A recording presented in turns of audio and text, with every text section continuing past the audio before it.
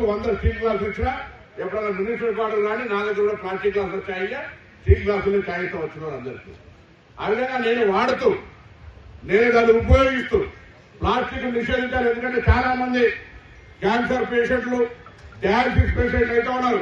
ఇది ఒక social responsibility అనేటువంటి బాధ్యతను గుర్తు చేయడానికి ఇటువంటి కార్యక్రమాలు తీసుకుంటాం. ఇది రోజువారీ చర్య, దినచర్య మనం మన జీవితంలో భాగస్వామ్యం చేసుకోవాలి. ఇదేదో కలెక్టర్ గారు చెప్పిండ్రు, ఎమ్మెల్యే గారు చెప్పారు, జిహెచ్ఎస్సీ కమిషనర్ చెప్పిండ్రు, మంత్రి చెప్పిండ్రు కాదు.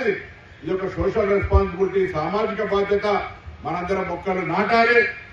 గ్రౌండ్ వాటర్ మన వర్షపు నీళ్లను గ్రౌండ్ వాటర్ గా మార్చుకోవాలి.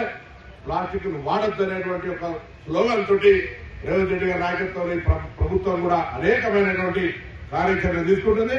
రాబోయే కాలంలో హైదరాబాద్ ఉన్న ప్రతి ఒక్కరు కూడా అటు అటవీ శాఖ, రెవెన్యూ శాఖ, మున్సిపల్ శాఖలతో అన్ని శాఖలు సమన్వయంగా మరి కార్యాచరణ తీసుకుంటోంది. అందరం కలిసి భవిష్యత్ తరాలను ఏమించడం అంటే మరి ఎవరి కుటుంబాలలో వాళ్ళ ఉన్నటువంటి ఆస్తిని పిల్లలకు ఇవ్వచ్చు.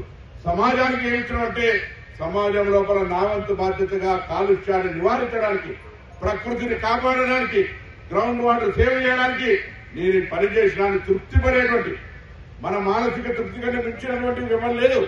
ఆ తృప్తి పడేటువంటి కార్యాచరణ లోపల మీరందరూ భాగస్వాములు కావాలని ప్రభుత్వం పక్షాన కోరుతూ మీ అందరికీ మరొకసారి ప్రపంచ